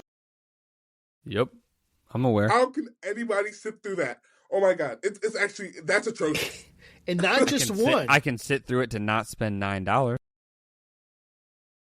In the grand scheme of things, this $9 is useless to me compared to how much time I'm saving not watching ads. 90 seconds of unskippable ads for a 20-minute video? YouTube, are we serious? It's a lot. Are we for real? Okay, but are you upgrading every streaming service you have to the non-ad version? Yes. If you keep up with the podcast, you know. Here's my question. That's not $9. Rocket Money doesn't like what I do with it, but yeah, most money people wouldn't like what you're doing with it. I hate ads too. I don't think you understand, Chase. And we know the amounts that Adam has gone to get away from ads, right? I think ads are the worst, right? Do you know how many apps on my phone I just delete because I try to play a game and after level 2 it puts an ad? Immediately deleted. Right there with you. Dude, so I guess, you know what? Apple Arcade is my YouTube Premium. If you wanna like because I'm not paying, like, do not slow my roll with an ad, right? Like I'm not over here trying to tell you that like I shouldn't, like, YouTube Premium has probably just been a laziness of I didn't sign up for it, right? Like that, it's not a matter of do I like ads, but like, come on, like, here's how much thing. money do we have to pay to not have ads? It's just like, it's expensive. But here's the thing I will say, to justify it, we have to also realize what YouTube is as a beast. You're getting content delivered to you from different creators, and when you're not paying for it, that is so much of a cost for YouTube to maintain this platform. And I just looked up yesterday. Did you know that YouTube has like hundreds of exabytes of storage of all of the content? That is a whole lot of data. And there's CDNs to deliver it to you like it does, and does it very well. Like, it's insane. So I'm not trying to just boast on YouTube here. I'm more just trying to say there might be a good reason why there's ads, right? So just know that, number one. Number two, I can't stand ads so much. I just, like, because here's the thing. It used to be like, a 30-second ad here. Okay, it's whatever. But when you're watching a video that's like 10 minutes and 3 or 4 minutes of that is ads that you can't skip and that just take you away instantly from the content you want to watch to show this ad that you just don't want to watch, but you cannot stop it with ad blocker or whatever else you have. That to me gets so annoying. If a website that I go to has a pop-up that says you have an ad blocker, you should disable it so you can view this content, I never go to that site again. Like, I get it costs money to make your platform run. I understand that. But you can do it in other ways where I'm not taking away from the content to see this stupid ad. I hate that. As we know as Americans, and most people, our attention spans are so small. So if I'm watching them, I'm into it. I'm in the zone. I'm watching it, and all of a sudden, pop, distraction. I can't stand that. To me, it's like if you're at a stop sign and someone puts a big flyer for a BOGO at Chipotle on your windshield. Now I can't drive because now my content, my viewing experience is paused and disrupted. I hate that. So it's always going to happen. Price increases will happen. It costs more to run the platform. But at the same time, I can't stand ads. There's only one platform and one thing that I listen to ads with. That's our podcast. Other than that, though, I can't say as a whole. I don't even like the ads there. I'm going to be honest with you. I don't even like them there. Especially when now we have the same ad playing like 4 times. You're like, I'll never get this in my life, and the jingle sucks. So I don't want to bash them too much. But at the same time, it's like, come on. But like, at the same time, I get people who don't want to pay that atrocious fee to not have ads. I get that. But to me, like I watch YouTube so much, I just don't want to see the ads and just be able to watch my content with no issues. And that's me. That's just me. I think the only reason that we're complaining about the YouTube premium costs is because YouTube does exist for free. And here's what I mean. If you compare YouTube as a content source compared to a Netflix or a Disney Plus or a Hulu, there is so much content. And if you just had to pay to get in, now, it wouldn't have the content it has if people just had to pay to get in, right? But you're paying to have a comparable experience to those others with the content that YouTube provides. In which sense, the price is fair. They're pricing themselves like a streaming company. The only reason, not the only reason, the primary reason that that's frustrating is because the content is already quote-unquote free. So you're not paying for the content, you're paying for how easily you're able to access the content, which makes the price seem ridiculous, right? If Disney Plus was like, you can watch all you want, but you're going to have to watch 4 minutes of ad per episode, which is kind of what it already is with their lower tier anyway. Because YouTube, I wonder if we're only complaining because YouTube has already given us what other companies are making us pay for free. And so now we're over here wondering if their price to have no ads is too much. And they're like, well, we're just making you catch up, right? So, because I mean, $9 a month, like, what's Netflix with ads right now? $8 or $9 a month? Not more. I'm just saying, like, I think you can, like, 34. Netflix released their with ad version, and I think it's $8 a month or something like that. Maybe it's 10. But yeah, I get it. Plans range from $8.99 to $26.99 for Netflix, right? So it's the same price, and you're watching all your content with no ads. So and less of it too. YouTube has far more content. Correct. It's technically amateur content, right? Technically. Now, we all know that there's content that is very well produced, and that's not my point. But it's an amateur platform in comparison to a Netflix or a Disney Plus. But you don't have to pay just to get to the content, so I think it is. I mean, we're bummed that we're paying so much money for an ad blocker is what we're bummed about, but that's just because YouTube's offering what they have for free. True. It's very true. Okay, let's go to the next topic. Wait, hold on. Let me just let the people know what the increases are. So from the regular subscription, you're going from it's now $15.99 a month, and it was $13.99 a month, or $139 a year previously. For the family plan, the monthly price is going up to $26.99, which is up from that $22.99 that it was, and then the discounted student plan, which I have, only raised by $1 from $7.99 to $8.99, but it still kind of caught me off guard. It was kind of crazy to me. But to the next topic. Okay, Chase, do you want to start this one off? We're talking about Rockstar Games. Yeah? Rockstar Games. There's a data leak. And not only is there a data leak, they're being hacked. They're being hacked and held for ransom. That's not just a data leak. That's what I'm saying. Like they're they are fully caught with no. They got nothing that these people don't have. Here's the problem. They have been hacked and they are in, and they are getting held at ransom. Digital ransom out here. They are actually, not real just life getting ransom held. for digital data. As of this morning, they leaked it because Rockstar did not pay him. Just as an update. So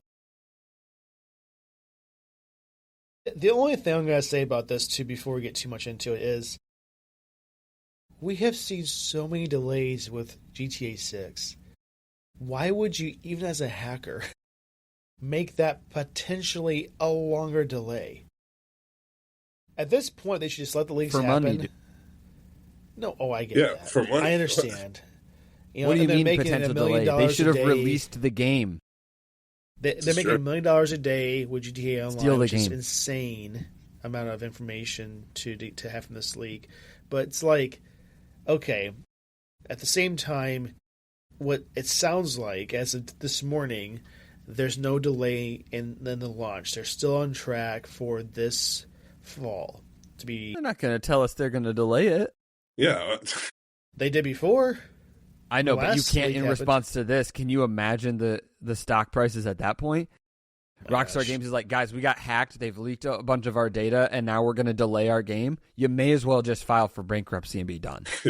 Right? Like you can't go, guys. We've had some hardships, and we're going to delay the game again. Like, no. Come on. I'm just saying, hacking group, I think y'all should double down, and you should have just released the game. Double down. I think you should have been like, we're going to release your game that isn't ready yet. We're putting it out. Can you imagine? It's probably ready. I feel like the only thing that they're probably polishing is like maybe the text, right? It's been content ready for the last 3 months, just so you guys know, which means the campaign and everything is content ready and it's ready to be released. They are just going through the bug interface right now, and they are currently making, I think they're finishing up the GTA line for the game, which doesn't have to come out at launch, by the way. People are going to want that for sure, but the game itself is going to offer so much that they can wait a little bit longer for that. That's okay. Well, it has a release date now, right? Yeah. It's supposed to come out November 18th. Yeah, in fall of 2026. Well, yeah. I mean, there's still time for a delay, but I'm just saying, hopefully there's no, they cannot do another one. Take-Two Interactive, if you're listening, nothing. I mean, a fire didn't stop them, mind you, for the main studio that's making the game, just so you know.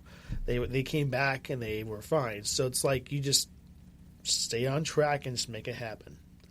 Okay, I don't want to put too much into this. I just want to let you guys know that they were hacked. They should probably do some better security measures. This is the third time they've been hacked. And they should make sure the game is ready to be released this year, and that's about it. So, just so you guys know. Yeah. And prepare your wallets, because we know that the game is going to be quite expensive. Nah, well, they weren't paying ransoms. They got enough. Yeah. They're not paying their ransom. I ain't paying them more money for no game. They haven't had that income boost yet. Speaking of expensive, yeah, that's where I was going. This is a small topic, so it's okay. It's okay. Hey, Quasey, go ahead. Sorry. Yeah, so if you ever go to Best Buy, you'll see like the Lenovo Legion 2, and it's a pretty cool little nifty handheld, right? Then you look at the price and you're like, oh, $2,000. Well, now it's no longer just $2,000. It's sitting at a pretty $2,800 or $2,850. I'm sorry, I do this every time. I can't read numbers. $2,850 for the 2 terabyte model. Absolutely insane.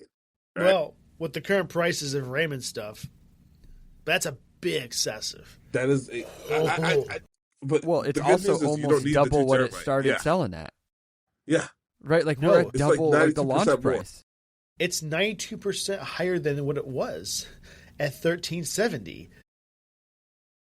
Not that this device is super popular to begin with. I mean, it's selling quite well, but not like, I would say the ROG's probably sell a little better than this in the Steam Decks, I guess. I don't know, though. At this price point, it's for sure not going to sell as much as you. Oh, absolutely not. Not. Like, I just do not think Chase is on his way to Best Buy after this recording to go buy it. Right? Chase is not. I don't think buying any of this. us are. Chase is not buying it. You just have $2,000 lying around or something. It's just not I'll have happening. to check the couch cushions. Maybe I do. Just kidding. There ain't no way. All in pennies. Can you imagine just having $2,000 between the couch cushions? You pull out your couch cushions and you're like, I can spare change a good old Legion Go 2. It's fine. Imagine getting a used couch and that's in the couch cushion. Oh my goodness. Imagine that. Greatest thing ever. Like, you got more likelihood finding a Legion Go 2 in your couch cushions than finding $2,000 laying in there. But it's like that's expensive though. It's true. It's expensive, but it's more just about like the constant increase. And I know that technology and RAM and all this stuff is expensive right now.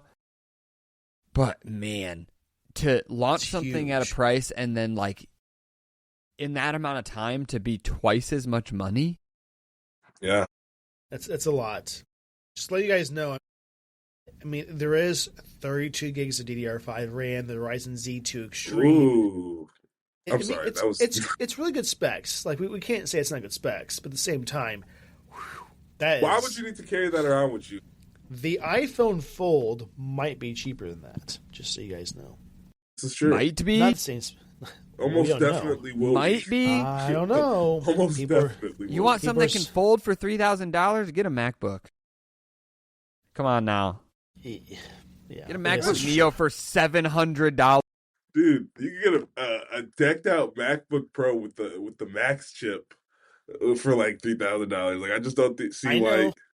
See, Chase, you know, that's what I'm gonna start telling people. If you want something that's gonna fold for $3,000, get a Mac. Like, what are we doing? No, you want something that can fold for $3,000? Get yourself an iPad and get the keyboard with it. That'll fold. That'll do it. You'll find much more use for that. I promise you. I know. Right now, we're just picking on Adam for thinking that the fold's going to be $3,000, and he's probably not even wrong. And I'll say it again. I'll say it again when it. Let's be clear. I'm talking about the 2 terabyte model. That's what I'm talking about. If it comes out at $3,000, I just don't know who's going to be able to look at their wallet, say, "Oh, my budget for a phone was $1,600." I know there will be people that have stupid money to spend like that. No, the Legion Go 2 Pro people. I don't think Bill Gates. They're going to have the iPhone Fold. I just don't think Bill Gates will use anything but an iPhone. What? Are you kidding me? Does Bill Gates use? I just don't believe that. Wow. I cannot imagine. Fold 4. Disgusting. He literally owned Microsoft, which is a huge competitor of Apple. Okay, Fold 4. I didn't say Fold 7. Fold 4. Third richest man in the world, mind you. He just Fold 4. I hate when rich people try to act. Let him have it. If I was rich, everybody would know I'm rich. I would be walking, dude. I wouldn't even be driving fancy cars. And I want you to know this.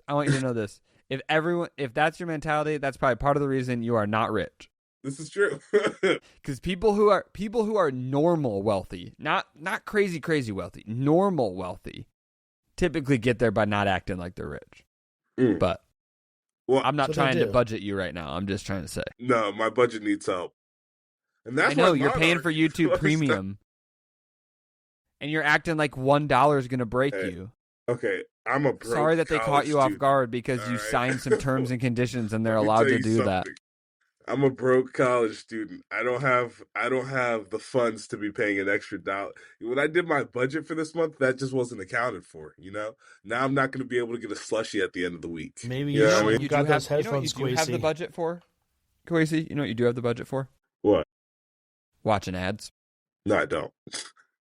Let me tell you something, Chase. I put on YouTube right before I go to sleep, right? And I'm watching a video, right? And it'll have somebody talking and explain. So Veritasium is one of my favorite YouTubers, right? And he'll be talking and explaining something in such depth and detail, but he'll also be doing it while you're not listening because you're trying to sleep. No. Quincy, you're not bores getting me away to with this with sleep. me right now. Let me explain this to you. Do not be telling me that when you I need was in YouTube to fall California- asleep. Let me No, tell you so it's something. what you're telling me. No. Hear me out. Hear me out. Here's what I just heard you say. YouTube is required for your daily life and I your cannot satisfaction. sleep. Stop complaining about I $1, cannot Quasi. sleep without You are complaining about $1, YouTube. and it is required for you to sleep, dude. Yes. You have made it. You have made it You're required right. for your daily I life. gotta take It is back. invaluable to you. You Well, do not get to complain it is about the price. invaluable to me, That's what but I just can't heard you let say. Google know that. If It's 'cause Google you finds out it's invaluable to me, then my life is ruined. You know what? Right? They're Speaking gonna of keep raising Google the price. value, let's move on. How about that? Speaking of Google value, they are trying to make it so that your old laptop, let's all talk about how we don't need to upgrade every year, right? They're trying to make it so your old laptop can become a cloud-based machine through a $3 dongle, essentially. $3. That's insane. $3, right? And you can take your old hardware and essentially make it a Chromebook.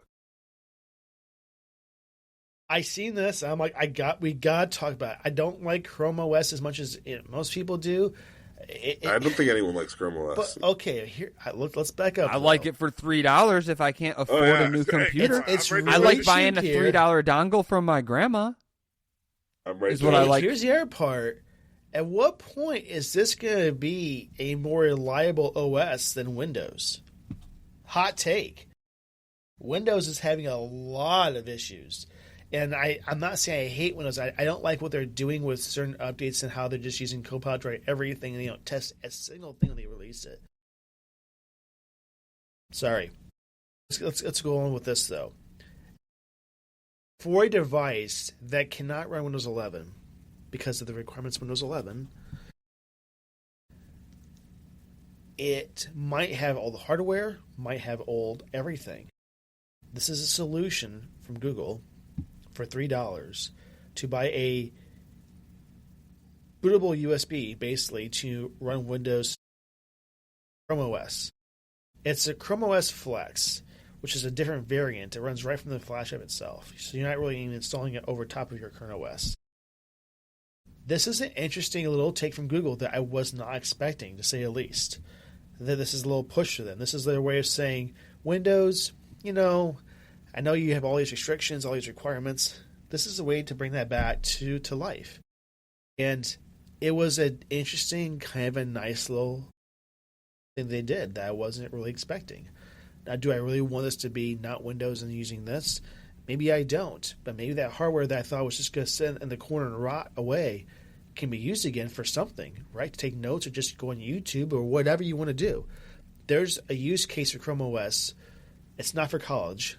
But it's not just a complete useless operating system. Just know that. If your grandma's just going on YouTube or Facebook or whatever, that's all she does, and her computer is from 1982, it still has a floppy disk or whatever, maybe it's going to work. That's an awful example. It might not be that old in support, but I'm just saying as a whole, this is a solution that might be worth our time. Or so here's another use case, right? I was walking around my church looking for some stuff, and if you've ever volunteered in tech at a church or worked in tech at a church, you know that your greatest asset is to look in every closet. Okay? Because you're going to find stuff everywhere. I went in the back heating closet, and there was HDMI cables, like it had vomited HDMI cables in there from some old project that they decided to move away from, right? Because somebody had an idea, and that's how technology at church works. I tell you this. They have a bunch of old HP laptops because they used to run all their kids' classrooms from laptops, right? And they have since upgraded to new functionality, right? So they don't use these anymore.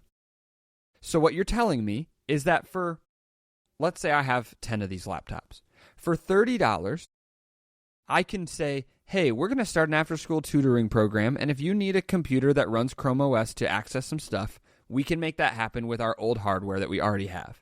And so I can tell you that with a bootable flash drive, for $30, I can have this stuff on some old laptops that still boot up and still work fine, but are not good enough to be running modern Windows software, are probably struggling a little bit to run a full operating system of Windows anyway. But if some kid needs to come in and needs help with their math homework, it can boot up, and get logged into their things. And now, I'm not telling you that this is going to be your daily driver. But I am telling you that I can now provide a cheap solution to a everyday problem that allows for things that are sitting in closets folded up, never to be used because people don't know how to recycle electronics, for one. And now we can use it in a seemingly cheap way. I can kind of get behind it. I should just clarify something too. You do not have to purchase this exact flash drive to get this. Google does offer this as a zip file right from their website. So if you have your own flash drive or a boot disk, if you want to use that, you can do that as well. That should be very noted for this. Which just makes it all that much better. So great. If you're tech savvy, you can do it for free.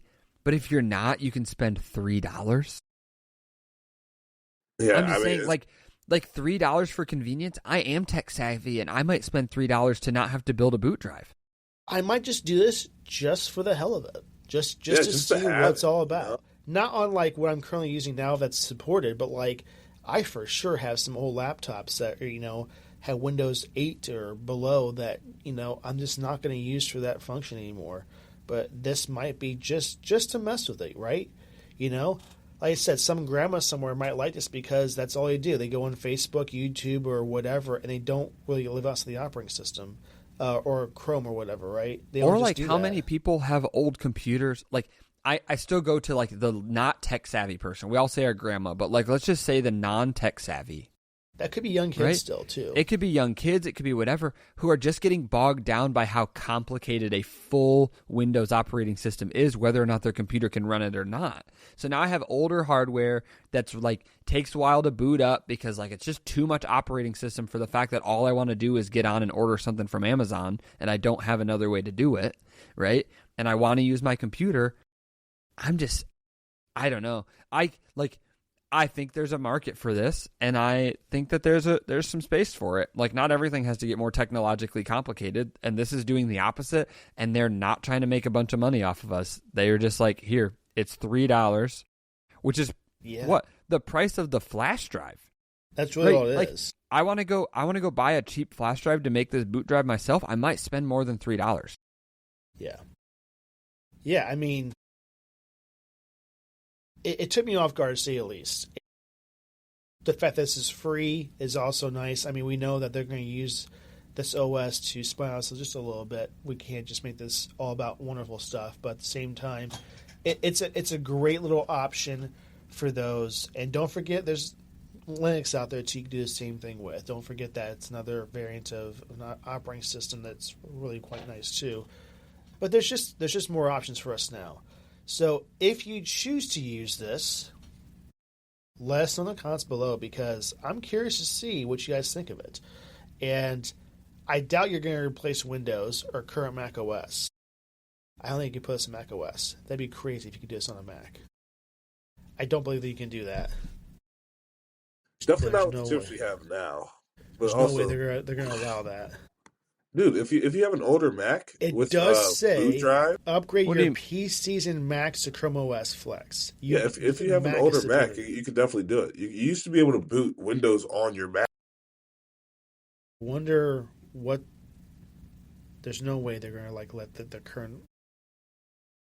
They won't. It's not going to be any of the M chips. You won't be able to do it on an M chip or an A series chip now. Now that a laptop can run anything else. Yeah. And especially because Apple is not at all hiding the fact that the new Neo is pretty much to combat a Chromebook. Like, they're not going to be letting us boot Chrome OS on it. Like, that's crazy. They would they're going to have protections against that. But, I mean, I think this is brilliant. I think it's great. I agree. Especially if it's easy to do. If it's easy to boot from that drive and like easy enough that their instructions work that they don't like. Now, the reason this could falter is if I have to spend $3 and then also find someone that knows what they're doing to get this to run, not worth anyone's time anymore. But if they've got documentation in a way that's like, you plug this in and you hit this button, like, just saying, I think it's brilliant. 12, the 2017 MacBook Air, the Pro Series up to 2014. So yeah, it doesn't support newer. So there must be a 64-bit AMD processor, ARM not supported. Okay, that makes sense. Okay, yeah, it's a little bit crazy. So that's something I could definitely try in my if I really wanted to, but we'll see. Maybe I will. I got an old Mac. I could throw it in just to see what it does. Like, I'm I'd just be curious to know. Or Might build be my own worth boot doing. drive and just see what happens, right? Like, Yeah. I don't really want to run Chrome OS, but Me either. But at the if same I time, could free. like for free make an old MacBook, which we all were raving about because their specs like keep kicking, and now it needs Yeah. to do something that's pretty low needs. I don't know. You could make a really awesome Chrome. You may be able to make a better Chromebook out of an old good laptop than a new Chromebook. True. All right. Well, we have come to the end of the episode. We want to thank Chase so much for having back on. We've had people ask about you, Chase, and that's not even a joke at all. To see when you come back on. we've actually missed an entire segment. We have to do our... Oh, that's true. Okay, we have to do this quickly because we're really running out of time. Yes, Yeah. let's do this quickly. And why? I'm sorry, I just completely skipped it. Did I not? I did. Did you just Okay. turn down your mic? Am I? Did You he got turn quiet down on for us. you? Yeah. Okay. Turn down for what? That's all I'm saying. I didn't turn it down. I didn't touch that. It's interesting. No, it's literally all the way up. I don't know what it is. It's crazy. Okay, let's go with this really quick. Okay, Adam, do you want to start us off? I do. Let's go with my product of the week. And that is the O-Light O-Clip Pro S EDC flashlight. It's kind of like this right here. You can see it. And it's a really, really nice flashlight from O-Light that has 3 modes, 600 looms, it recharges with USB-C, and you have different brightness levels. You can also go into a flashing mode for if you're a runner or whatnot. And you can also do a spotlight mode. This mats in the back, and it also has a little clip to put on a hat or whatever you want to put it on. And this is a very nice little product for really everyday use case. And it goes on like your shirt and really anything that's really convenient and nice. So that's my product of the week. All right, well, Quasi says his. I'm literally going to go grab mine because I have it across the room. So you explain yours. I'll be back. Mine is going to be this this Ugreen Nextnote power bank, and the reason I put this on here is because I'm actually going to buy this week because for the first time ever, this last week my Mac was at 1%, right, and it was just not a fun situation to be in. I had to run downstairs and ask Adam for a charger. Luckily, Adam has every charger known to mankind, so I really it do. wasn't like a huge inconvenience. But I just wish I wasn't in that position, so I had to buy something to rectify that situation. It just occurred to me that he has in-ear monitors. Yes. That is really cool. I'm gonna get some. I have some in-ear monitors, but they're not like really expensive, so I'm never showing them off. Go ahead, Chase. I got all sorts of crap that I don't need to afford. Now, here's the deal. Speaking of crap that I don't need, this is my product of the week, and it is not remotely tech related, but everyone should have them. And so this is why. These right here are an Amazon purchase that my fiance bought me. And honestly, I'd have told you that they were goofy and that I shouldn't even have them. But these right here are the Long Bay men's outdoor slipper. Have you seen the shoes that all of the girls wear that look like they're like Ugg shoes? Yeah. And they're out here like this right here. I wear this out of the house. Like it has a real outdoor sole on it and it's like memory foam on the inside. You want to wear your slippers out? This is the deal. I had friends. I literally had somebody walk into my apartment and go, "What the heck are these shoes?" And I said, "Put them on your feet." He bought them the next week. He said, "Send me the link." They're like $30 and they're the bomb. They are the bomb.com. Okay. Oh, let's check those out. Pure comfort. Obviously, you're not wearing them to work, but like run to the grocery store in the evening. I know we're getting into the summer and it's like the wrong time to be buying loafers for outside, but it's never the wrong time to be buying loafers. All I'm saying is, you want to wear your slippers to the grocery store and not feel like an idiot? Here you go. That's what's up. Cool. App of the week.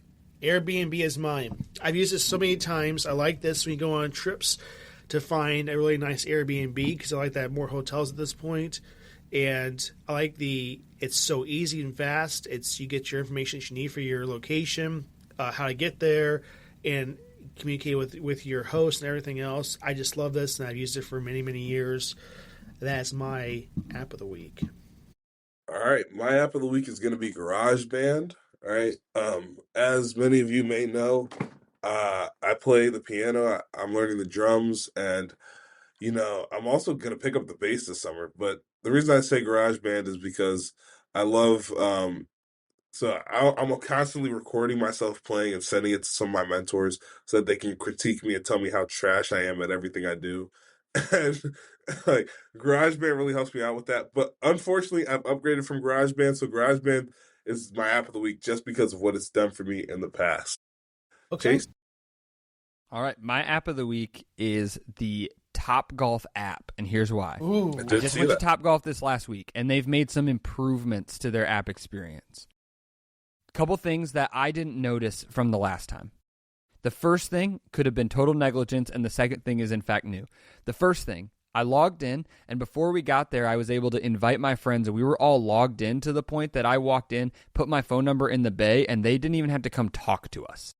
Oh, nice. All three of us were logged That's in. nice. One of them had not ever been there before, and it didn't matter. All his information was in, and we were done, ready to go. Names were ready. The second thing is they have added in-app ordering to your table via QR code on the table, and it adds it to the same bill for everybody. So I can log into my app, order food. My friend can scan the QR code, order food. It stays on the same tab and comes to our table. It was way faster than ordering with the person. We weren't interrupted while we were playing golf. And so great on Topgolf for making the user experience well done. It's not that I need to talk to less people, but it was nice that I could do it all in my own timing and not waste time not play golfing. some golf. People are horrible. I wanted to hit some golf balls. I don't need someone coming and being like, "Are you ready to order food?" And now my clock is still ticking down. So This is true. well done, Topgolf. Okay. All right. Well, thank you all for watching this episode. I know Adam's already out the door, so I'm still here. it's all right. So we just want to say thank you guys for joining us in season 2. We know you guys love Chase, so we brought him back. As far as this goes, we hope you guys enjoyed the episode, and it was fun having you, Chase. Thank you so much for showing up. Thank you. Really thank appreciate you, it, Adam, Chase. for being here as well. Thank you, listeners, for listening, and we will see you guys next week. Okay. Thanks again. We'll see ya. See ya.